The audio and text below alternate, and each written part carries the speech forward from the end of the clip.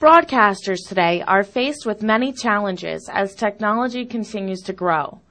As consumers adapt to these changes, it is becoming increasingly difficult for broadcasters to maintain their audiences with scheduled programming. Since broadcasting is a huge business in a difficult economy, broadcasters must look to other avenues to gain revenue. One way that broadcasters are doing this are with retransmission fees, which are fees that cable providers pay to networks in order to keep that network and its programs on the air. Retrans revenues are a huge opportunity for broadcasters.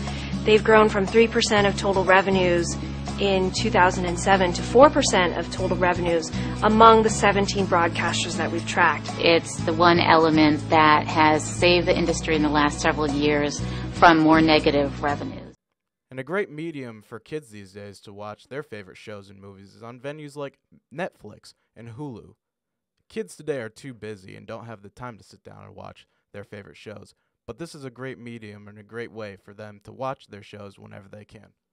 I mean, I still watch a few shows. I don't have as much time as I did when I used to watch, I used to watch Burn Notice, like pretty much a lot of the USA shows, a lot of the other shows. When I was back in high school. Now I have like 2 or 3 shows I pick out to watch. Scheduled programming has been something that people have enjoyed watching for years. Friends and family have come together to watch their favorite shows at specific times. People used to make sure that they were free at these times so that they would not miss their favorite programs. This has changed little by little with the inventions of the VCR, TiVo, DVR, and more recently, video streaming services. Because of these inventions, people are able to view programs at their leisure. Video streaming services allow people to view a wide variety of programs at any time they want. Surveys have shown that more people use streaming services than Time Warner Cable, and almost the same amount of people use DirecTV as streaming services. The only company with significantly higher usage than streaming services was Comcast. So the end of cable and scheduled programming does not seem to be approaching as quickly as it once was thought to be. People still watch scheduled programming for sports and award and event shows. Only time will tell the fate of scheduled programming. I have a couple friends who every night they'll say, like, they'll turn people down if they have to, doing other things. They have TV shows that night. Live broadcasts play a vital role in keeping standard broadcast television alive. Award shows and special events attract just as many viewers as ever, with modern-day examples such as the MTV Video Music Awards and the Royal Wedding, the latter attracting 23 million American viewers. The logical shift would be bringing these live broadcasts to the World Wide Web. However, programmers do run risks with this that could affect future viewership.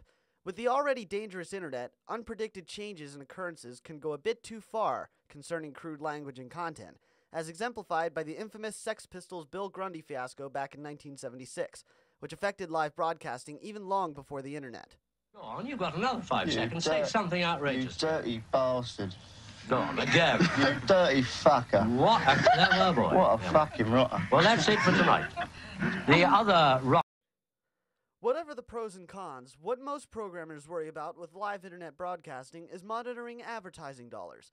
Nielsen, fortunately, is one step ahead of the curve, making the shift to monitoring anytime, anywhere ratings, which includes viewing on the internet and DVRs. Millions asked for it, and now Teen Nick is bringing back 90s Nickelodeon. It's the 90s are all... With new technologies, programmers are looking to find out what will bring viewers to their channels. What do viewers want? Some television channels, such as Teen Nick, are bringing back old television shows. Teen Nick is bringing back popular 90s shows such as Kenan and Kel and all that. They even use social media and their website to find out what the viewers want. They are using polls on their websites. They are checking all social media sites to find out what the viewers want to see and finding ways to make it happen. So even though on-demand programming is still working out a few kinks, we can say that scheduled programming does have a future on TV, whether people watch live shows, their favorite movies, or much more. Scheduled programming is here to stay.